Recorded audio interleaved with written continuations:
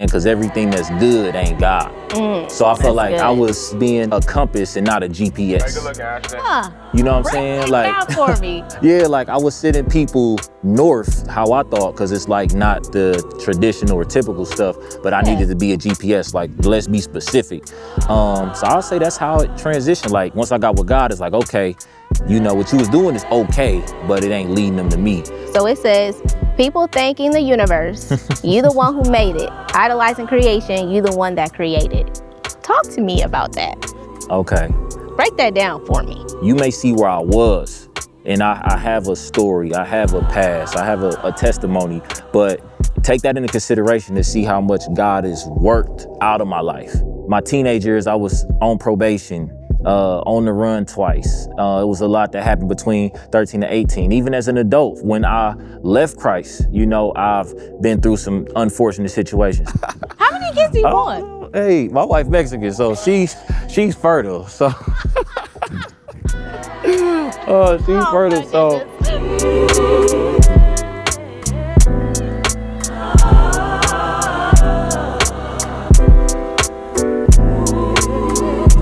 Okay, Mike, so first of all, I just want to thank you for allowing me to be a part of this project. I'm super excited to speak with you and just kind of ask you some questions as a fan, and just pick your brain about, you know, where you came from, how we got here, and all the things. So thank you for allowing me to sit with you. I'm excited. Thank you for being willing. Thank you for being willing. I had a very short list of options of people who I thought could do the job, and you was at the top of the list. So once I heard your excitement to get involved and the passion behind what I'm doing, I'm like, okay, yeah, it makes sense. You know, we both believers, both married. We got a lot that we in sync with. You know, your husband get me right with the, you know, shout out. Shout out to Amazing Braids. Yeah, so yeah, I really appreciate you for sure. Yeah, no problem. But let's jump into it. So how long have you been in the music industry? Because I know you didn't just start yesterday. So how long you been in the industry? You know, I feel like everybody like had that phase when they was freestyling, rapping with their friends and doing all that. So early on in like elementary, I would play around with it, just freestyling and trying to learn how to rap. But it really kicked off for me, I would say like 2012 is when I put out my first project under Mike Strong. Okay. So I had a rap name back in high school, it was like Low Kizzle or something that just didn't apply. So I had to do like a rebrand to be more, you know, be more myself. Because, you know, Mike Strong is basically my government, Michael Armstrong abbreviated. Right. So yeah, 2012 put out my first project under Mike Strong, Overdue, which you probably can't find. It might be on SoundCloud or something. But then in 2017, I put out a project called For Fun. And that was like a little EP with 4 songs. So I would say 2017 and then 2020 is when I put out my first full-length project for the streaming platforms, and I did several since then. So you could say 2017, 2020 is when it was official. Okay. And so, you know, I'm a reporter at heart, so I did my research, right? So I don't know if that's good or bad. It's not bad. Okay. So I saw in an interview you did before that you said, like, you used to run around the house with your headband on, like. You definitely did your research. You definitely did your research. Like Pac. You was Tupac, yeah. Yeah. So just kind of talk to me about like the inspiration back then, and what inspires you now. My dad was heavy into hip hop. You know, I feel like, cause my pops just turned 65. Okay. So, you know, funk era, all of that, but it was more so like West Coast, so Death Row. He listened to Pac, Snoop, Tribe Called Quest. So he was just big on rap, a big rap fan. So I think Tupac was really like my first initial inspiration. Like even as a kid, like, you know, with his conviction, like I didn't even know what all he was talking about, obviously. But it was just something about his delivery and presence in the beats that just kind of reeled me in. And I feel like at the time, what I was rapping about wasn't my life. I'm probably rapping about whatever, you know, sounds cool. Yeah. But that really kicked it off. And I think it was really just wanting to impress my friends initially. And it was something I saw I was good at and better than other people, you know, for our age in grade school. So I just kept honing the craft. I recorded my first song, I want to say in like 4th, 5th grade. Oh, wow. Yeah, I was cussing and everything. Like, yeah, it was off the wall. But 4th, 5th grade. Yeah, 5th grade. Like, and that's the thing. I love my pops to death, but he supported whatever. So like, look at my boy. But I would say, yeah, just wanting to have fun, be a kid. That really kicked it off. I love that. Yeah. So when we look at your inspiration now, like what does that look like?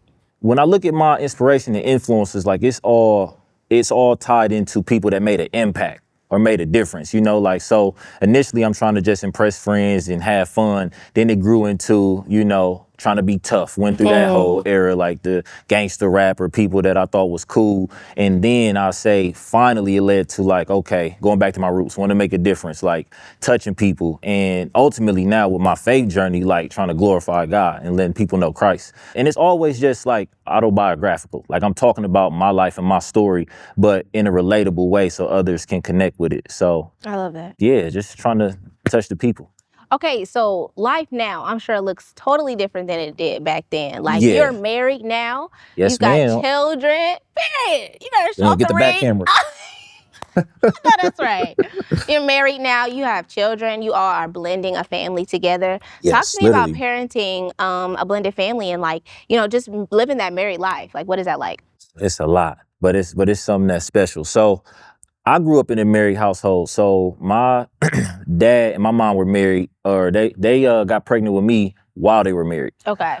So I came into that, and it's like all I saw growing up. My dad was loving, committed, faithful, and my mom, she was diagnosed with MS. So I seen that's a whole story within itself, which we can get into. But I saw how he stuck with her through those hard times. So it was always in me, like, I want to be married. I want to be married. I ain't choose the right women throughout the years, but that was always one of my goals. So fast forward anyway, I met my wife, my beautiful wife, Lucy. Hey, babe. Hey, babe. And for us with the blended family, so she's Mexican and Cuban. So culturally, it's already two different worlds, and we do have a decent age gap. It ain't nothing too crazy, but so generation, culture, we both have children from prior relationships. So we blend in that. We have 2, 6, probably 7 by the time this drop, year-old girls. And they're only a month apart. So once we brought it together, it's like everything was cool during the dating phase because, it's a little distance. But once we got married and everything became in-house, it's like, okay, you see how parenting styles are different. One may be a little firm, the other one a little loose. So it's something we still working through currently. Made a gang of progress, but it's interesting because you don't want it to be like favoritism towards one child. Right. Or you more firm on another. So it takes a lot of communication, a lot of transparency, hard conversations. And then in my situation, just to give more context, my stepdaughter's dad isn't here. Okay. He's not around. So it's a extremely unfortunate scenario.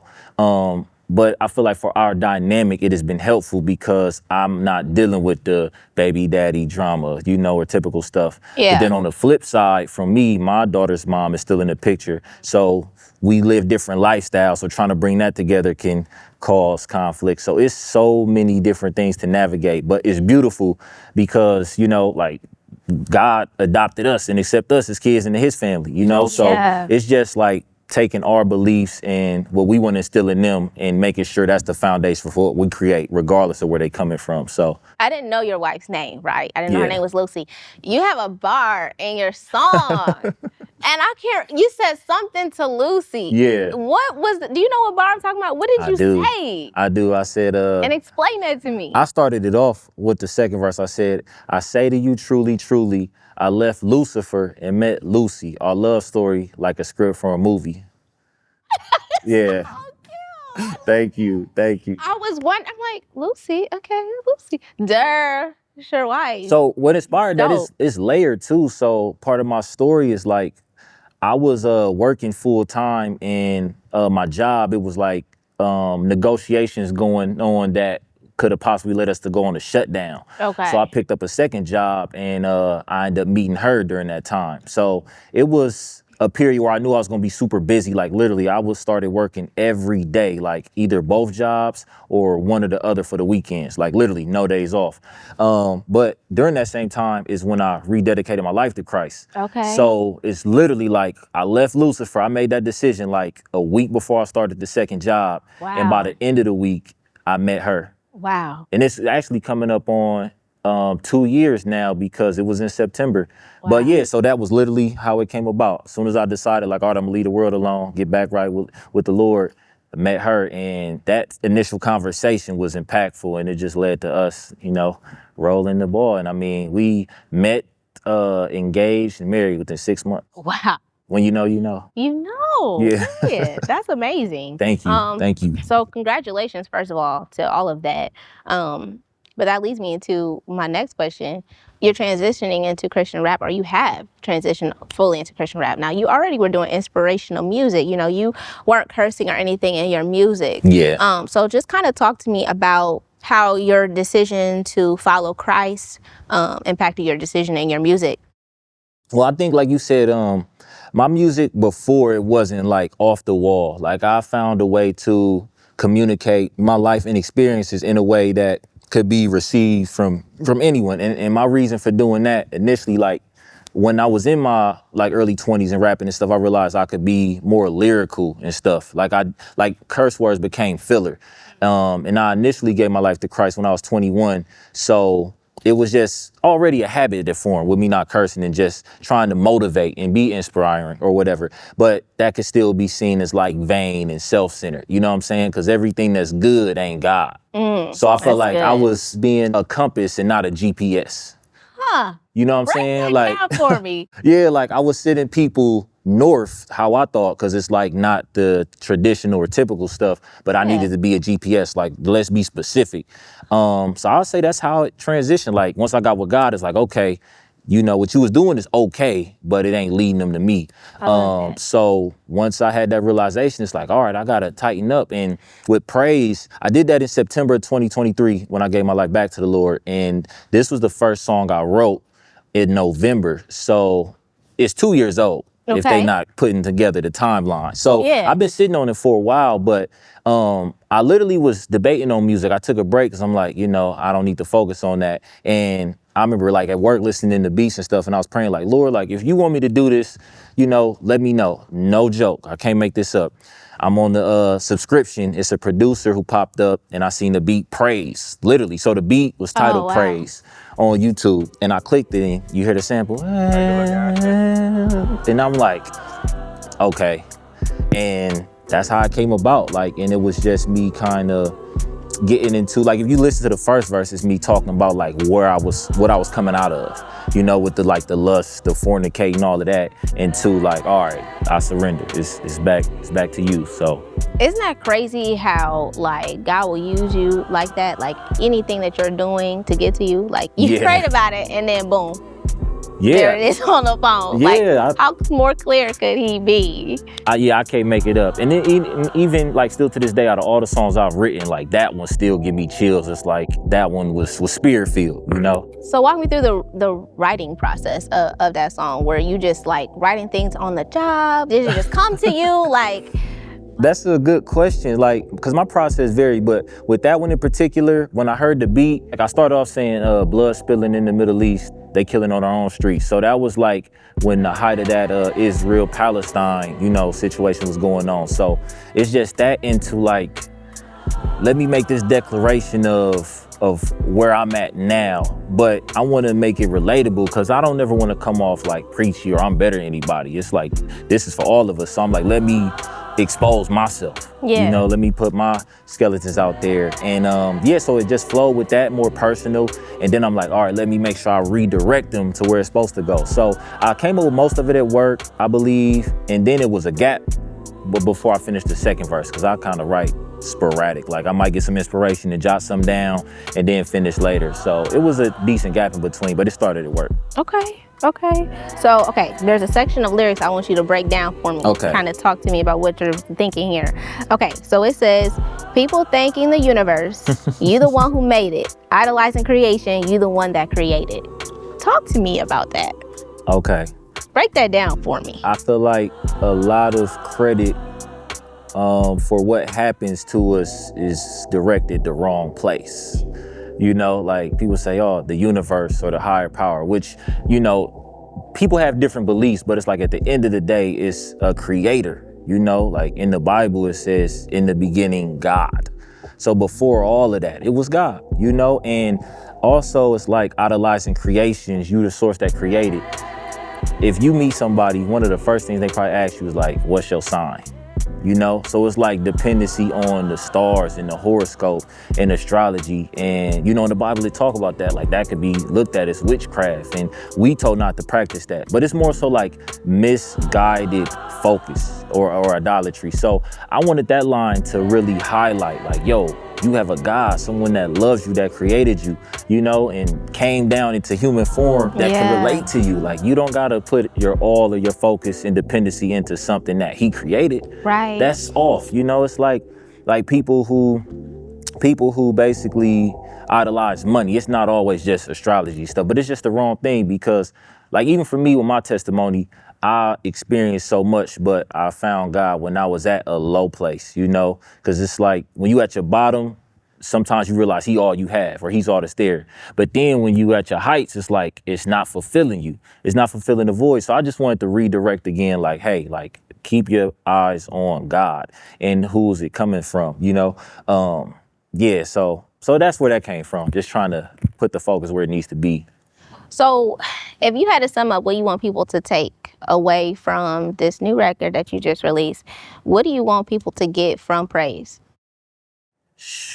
Believe and repent, you know, for the kingdom is at hand. And I don't want to sound so cliche, but at the end of the day, like I think in the second verse, that's the message I was trying to send home, you know, because when I was saying all of that, you know, you the one who made it, idolize the creation, you the source that created, the foundations are tainted, saying your way is dated, but our faith hasn't wavered, keeping your name sacred. And then it's the one, well, I play with fire, dance around in inferno. This life is cool and all, but focus on the one that's eternal. You know, so I wanted to kind of send that home, like just evaluate where you are and what you've been through. You know, I think a lot of people can relate to what's going on, but they might deal with, I'm not ready. You know, a lot of people say that. I got friends that aren't believers that I have conversations with that feel like they need to hit a certain level before they can go to God or whatever. But it's like, he gonna meet you where you at. Yeah. You know, like I wasn't where I needed to be, quote unquote. And that's what let me know I was off track, you know, just questioning my purpose. And I went through different phases of like looking into like the chakras, meditation, and different spiritual, broad new age stuff. And I think a lot of us, we try to conform God to fit us versus us changing to who he is. With my process of looking into, you know, the word and getting to know Jesus, it's like once you realize it's true, you got a decision to make. Yeah. You know, like our opinions don't change it. And even like another powerful line that I highlight that kind of brings it together is like, we call you father, know your love when we look at our kids. Because it's like, you know what you want for your baby girl, you know, and she's a kid. Yeah. She don't know. You've Right. been here X amount of years. I ain't gonna say your age because that ain't for the public.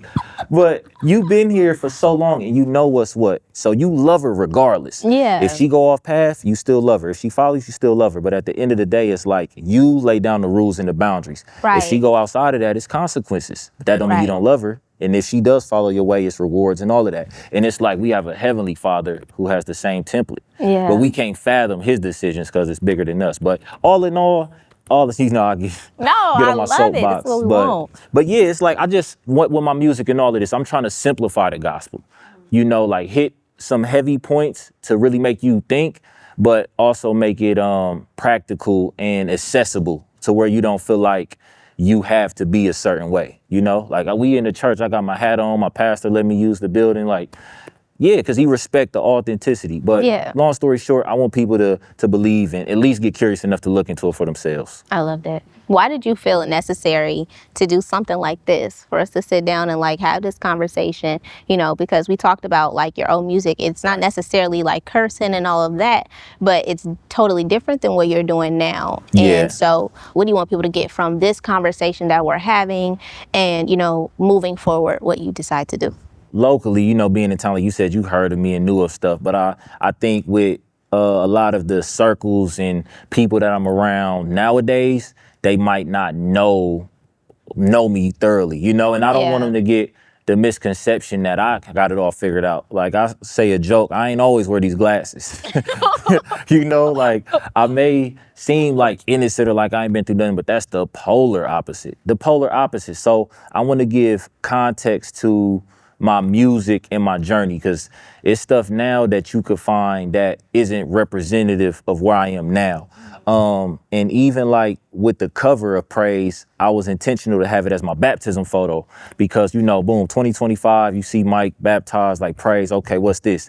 Because if you look at my older catalog, you may see stuff that's like, hold on, like, what's that? But what happens when you get baptized? You dead Born to your old again. life, alive in Christ. Yeah. So this is like, this interview and this song is to showcase, like, okay, you may see where I was, and I have a story, I have a past, I have a testimony, but take that into consideration to see how much God has worked out of my life. And because I debated on deleting some of my old stuff, and I have took some videos down that I felt like was, too far gone. I feel like I don't want to hide from my past.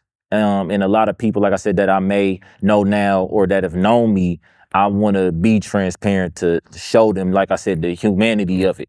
It's not like I'm trying to put on an image. Yeah. So it's like to showcase the authenticity and let them know where you were isn't necessarily reflective of where you going, because we got a God that could transform you. Right. So yeah, that's my main reason to do this. And I think that coming from what I have been through, like my teenage years, I was on probation, on the run twice. It was a lot that happened between 13 and 18. Even as an adult, when I left Christ, I've been through some unfortunate situations, making terrible decisions. So in like my 6-7 years of being off course and in the wilderness, in less than 2, he's redeemed that time tremendously. Wow. Tremendously. And yeah, I want to give him praise, not only in music, but in real life. And this is a part of that. This is part of that. I love that because, and I love that you said, where you came from doesn't determine where you're going. Mm-hmm. Because for me, in my own walk, in my own journey with Christ, like I've always felt like I should be farther along than where I am. I've been saved for a long time. Yeah. Right. And so I'm just like, I should be way farther than I am.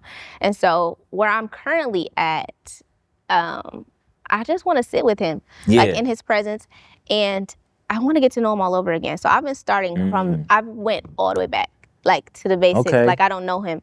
And I'm starting to read the Gospels over again and like, just making my way through the Bible, because it's like, okay, when I don't know where to turn, why not just go back to the beginning and go back to the basics? And so that's where I'm at in my journey as well. So I appreciate you being vulnerable.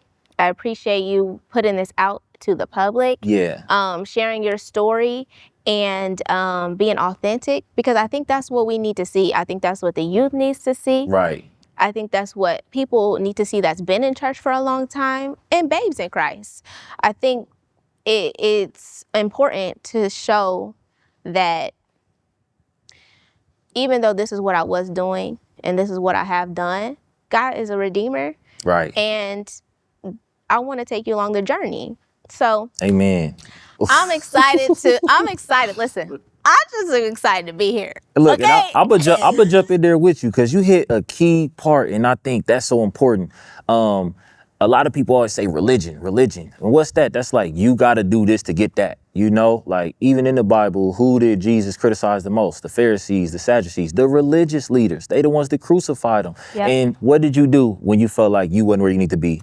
You got in the Word, because it's a relationship. Yes. I always use this analogy, like, because clearly like marriage is symbolic of Christ's relationship with the church. Absolutely. So you can relate to this. It's like, my wife was talking to me about some stuff like, we don't talk like how we used to. It became focused about the kids, like we got to prioritize us. So if we not communicating, that gap starts, we can disconnect. And It's the same with God. Right. It's the same with God. Like, he ain't counting every time you fail, or even every time you got up. It's just like, just keep trying. Don't leave me hanging.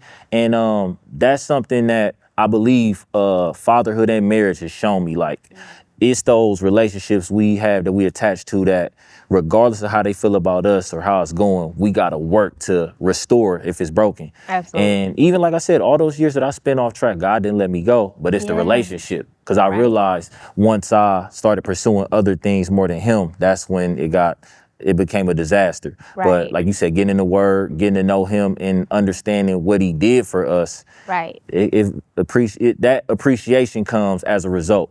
Right. And you know what's crazy? It's like I'm rereading the same things, but I'm getting different revelation. You at a different place in It's life. just insane. Like the words are hitting different for me now that I'm reading it all over again. Yeah. And I think that's super cool too. To like you said, I'm in a different place, different experiences. So the words have different meaning to me.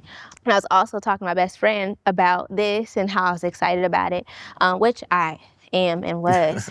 But I've had a desire to just be behind the scenes. I've always been in front of a camera, like even with my old profession, you know, that's just what I do. That's what I'm good at. Yeah. Like, but I've had a desire to just sit in his presence and when no one's watching. Right. And she's like, how ironic is that?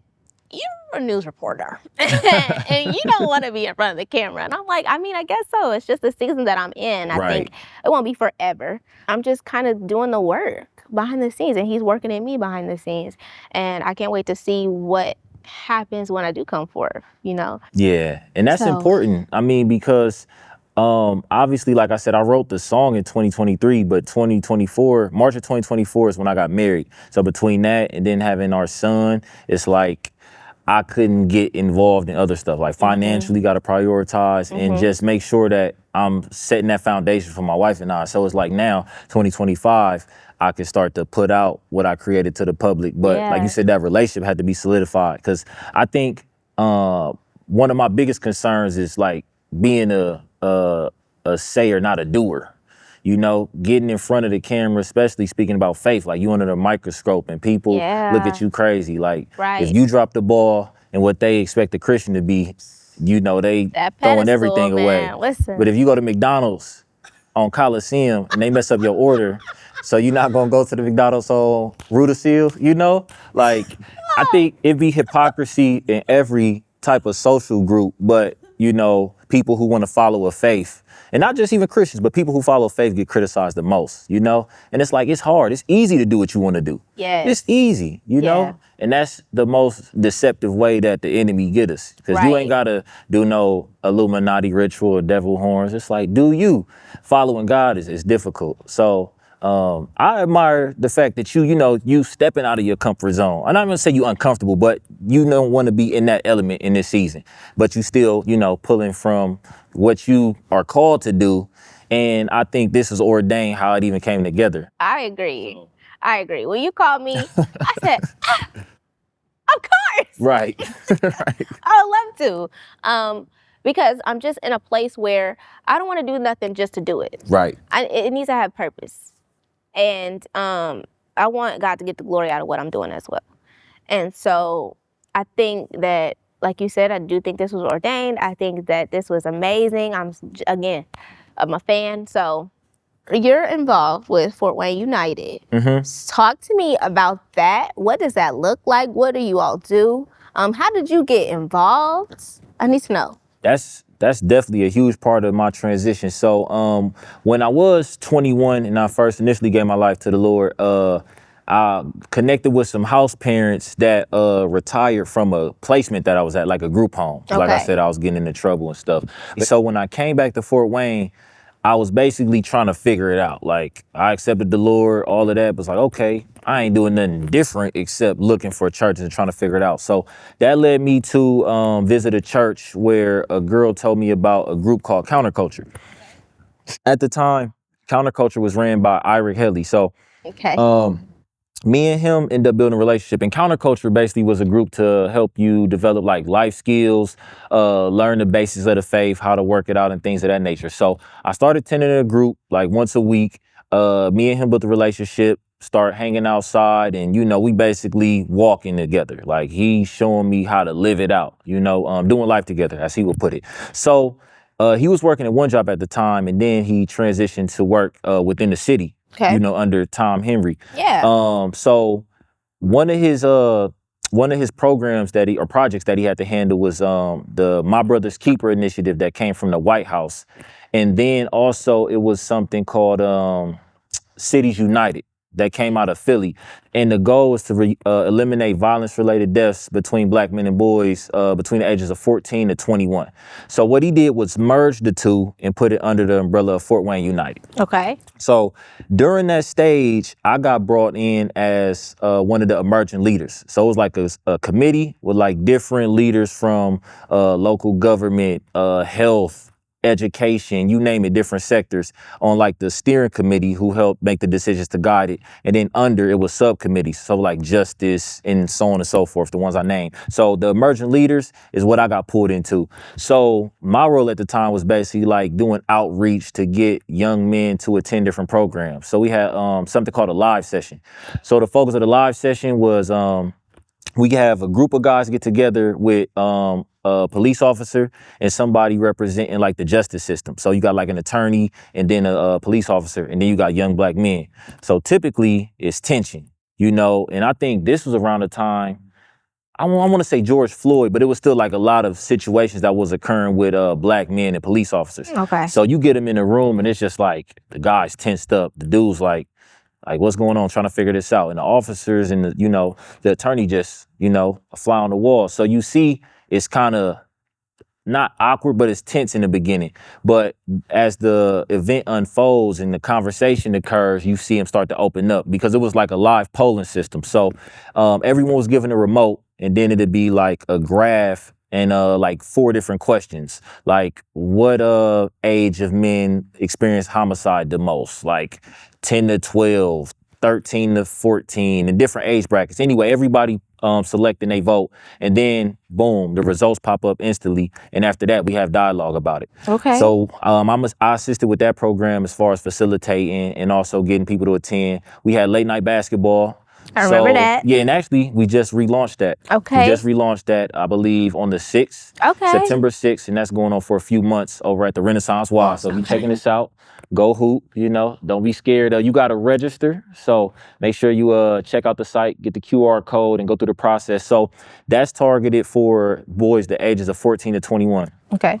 So the idea is, I think, 3 hours, like 8 to 11 or 12, somewhere around there, to get them off the streets during a time where crime happens. Yeah, it's just something to really help minorities and our people to be around different individuals, be exposed to opportunities, and just have different experiences than what we used to. So I was an emerging leader back then. Nowadays, I'm trying to see where I fit in, and it might be a pretty decent level from where I was before. Okay. But yeah, I'm definitely involved, and I support it 100%, especially with all the youth that's been, dealing with violent crimes here this year.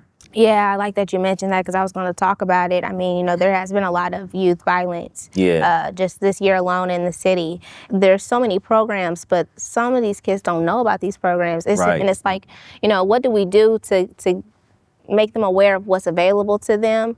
And so, like, how do we combat that, what's going on? Like, do we need to make more programs, or are they just not being able to utilize the ones that are already there? I mean, these are just the conversations that I've seen taking place. Yeah. I'm sure you've seen taking place.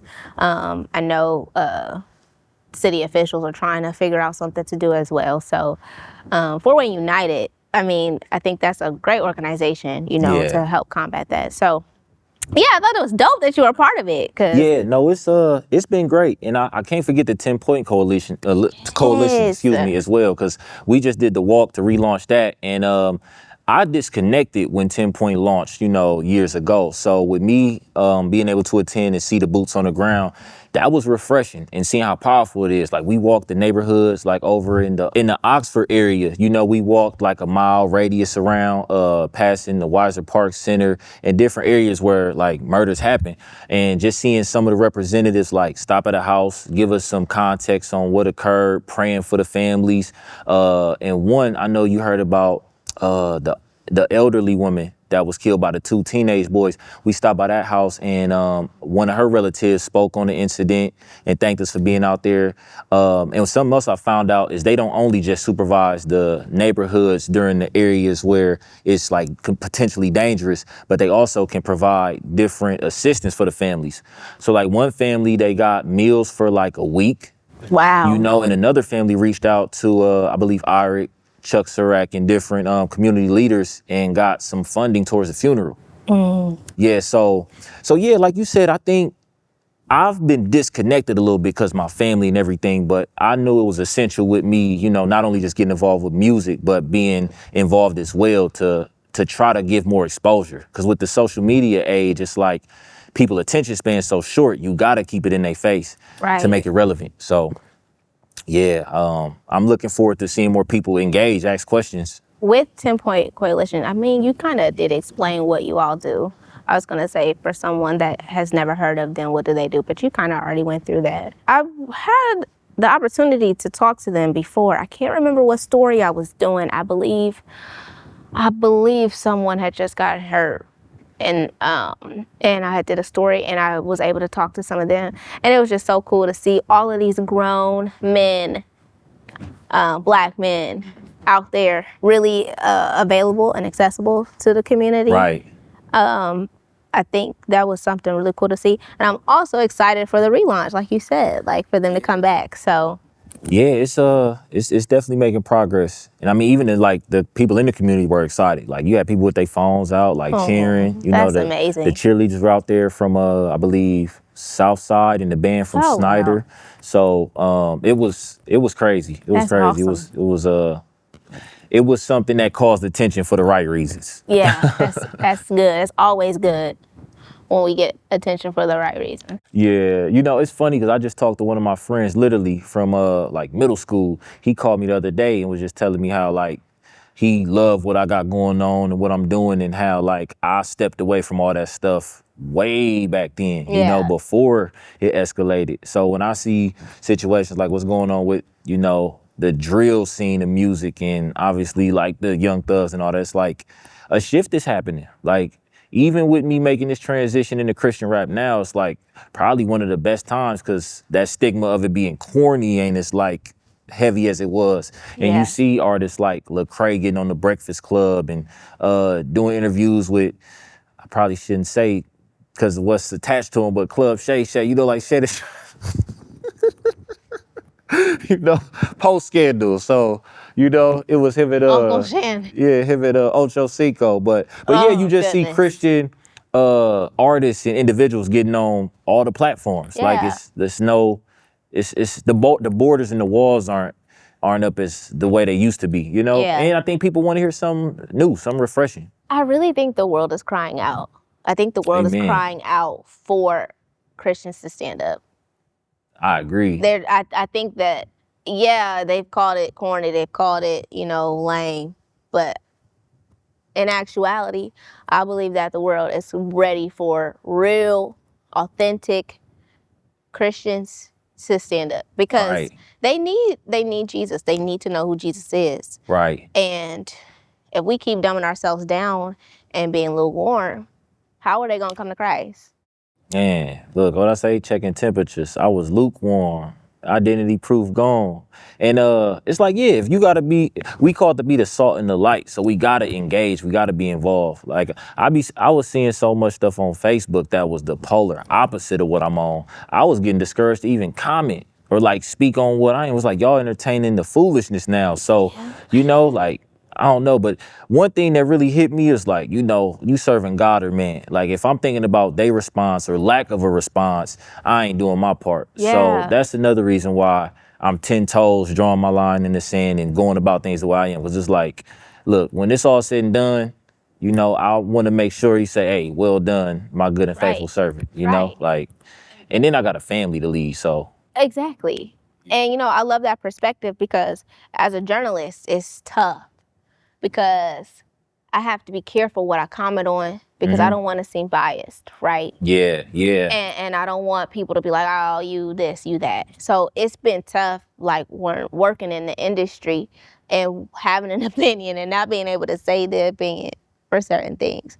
Because at the end of the day, I have a job to do.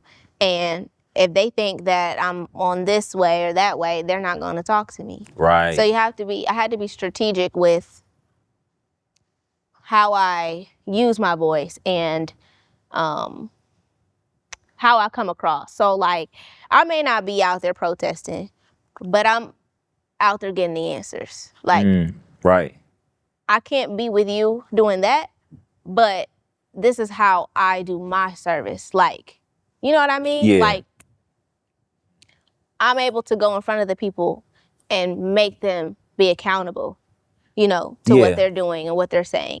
And so, like, I always teeter to, like, even still, and I'm not even on TV anymore. Yeah, it's like, can I speak on that? Should I share that? I don't know. But I just asked you, so how did you navigate that without conforming or find or maintaining your balance within it? Because it's really tough. Like, I don't even know if I have an answer, to be quite honest, because no, that's real. Like, it's hard. It was hard. And I always wanted to be true to my beliefs and who I am. Mm-hmm. But I also realized that I had a job to do, and I would try to find the beauty in it all. I mean, and you know, even something you touched on off camera, like people will come up to you and recognize you like they knew you, you know? So even when you think about like the fruit of the spirit, I think even with your demeanor and knowing you, it's like you give off good energy. You know what I'm saying? Like, so I don't think you had to necessarily be vocal because you did your job. And then even when you think of like your following that you've built thus far, like stuff like this is where now you got opportunity to be vocal. Yes. And it's like love in a loving way. Like, and that's something I want to speak on. Cause me and my guy was talking, I'm like, I'm the type of person, I want to make sure that if you do me wrong, I give you the opportunity to fix it. You know, because if I don't, you're not going to improve. And you know, in Proverbs I came across, it was like better than open rebuke than hidden love. You know, so even with the purpose of stuff like this, it's like, yo, we ain't trying to condemn y'all or, you know, bash you or nothing. Or we're not even trying to be offensive, but we got to tell you the truth. Right. Because it's out of love. I love that.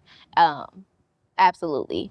And I think I never really cared what sharing about my love for Jesus. Yeah. You said just to shut the record straight. That I was kind of open about. I mean, it is what it is. I love Jesus. I mean, that just is what it is. Amen. But controversial stuff I really had to be careful with because I wanted to be taken seriously, you know, and I don't want people to think that I'm swaying one way or another. Although obviously I'm a human, I have my opinion. Yeah. But yeah, when it came to my faith, I was loud about it before news, so it wouldn't have done a difference anyway. Like, it would have made a difference. I was loud before, I'm gonna be loud during, I'm gonna be loud after. It just is in me. It's been instilled in me, so. And that's authenticity. Like, in the midst of all the controversy, when I feel like it's dealing with somebody showing you who they really are, you got to take it at face value. Like, it ain't like they trying to get over on you, you know, or have you look this way so they can really go that way. And I always respect that, even if I don't agree with where people coming from. So it's like we can have an honest opinion and conversation about how we feel and agree to disagree or see if somebody's opinion change. And you know, I love that you said you give people an opportunity to get it right. That's mandatory. That's a clip. They got to clip that. That's hard. At least one time. That's hard. Because we called to forgive too. So it's like, it's already hard. I realize this. I don't deal well with unresolved issues. Unresolved issues. Like, I was talking to my wife about like some people that I prefer not to deal with because it's unresolved. You know, like if you care about our relationship, especially if we have history, like the least you could do is show me that you care, you know? And if you don't do that and I allow you the chance to do it, I mean, I gotta love you from a distance because I'm gonna just continue to hurt myself. And that go with family, friends, so. Yeah. But you gotta at least give them that chance. I love that. Because see, me, I'm a recovering people pleaser. I am. I'm a recovering people pleaser. Yeah. To the point where I will allow you to harm me because I want to make sure you're straight. And it's like, at what point do you get up from being a doormat? You know, like, and so I love that perspective because I'm on the opposite side. But it's just, and it's one of those things where it's like, at least you got to process, you know, before you get to there, like, all right, I'm done with you. And, and it ain't easy. I mean, I've been going through that journey as well, but you know, you learn and you grow. And I'm just trying to practice what I preach. So it's like, you know, we always gonna be faced with times where you got to do that. So yeah, got to get that chance. That's right. To close us out, we need to know, the fans, me. All right.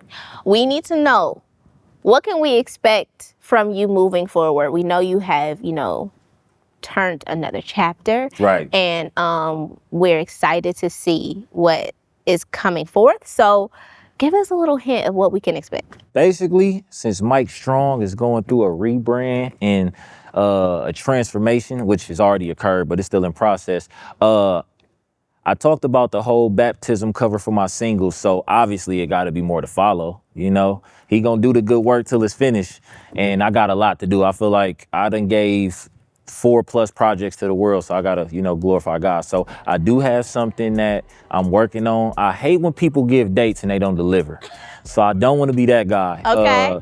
And I don't even know when it's dropping exactly, but I want to do about the end of 2025. Release it.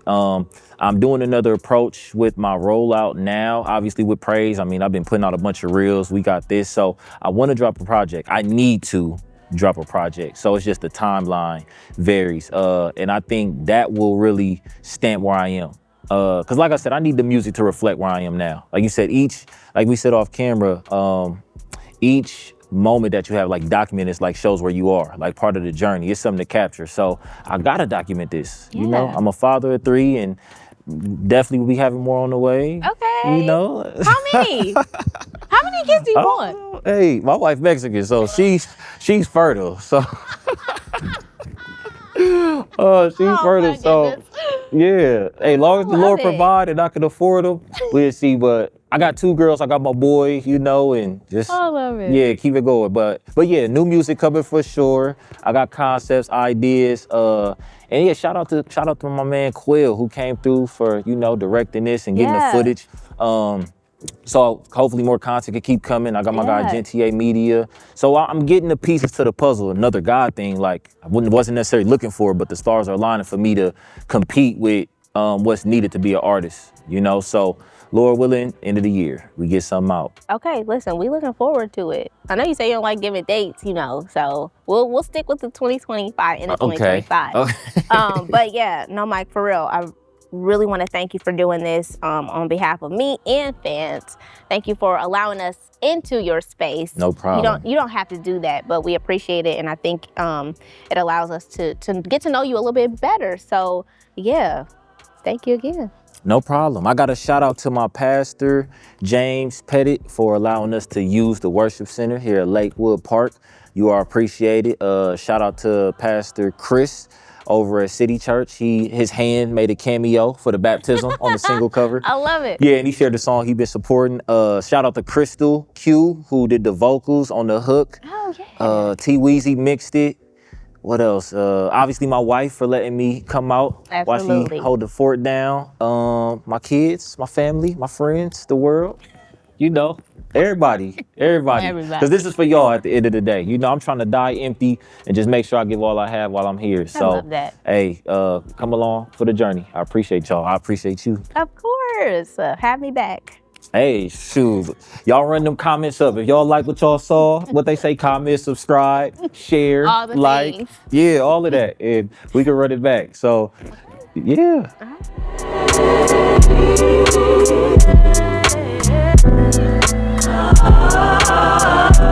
right.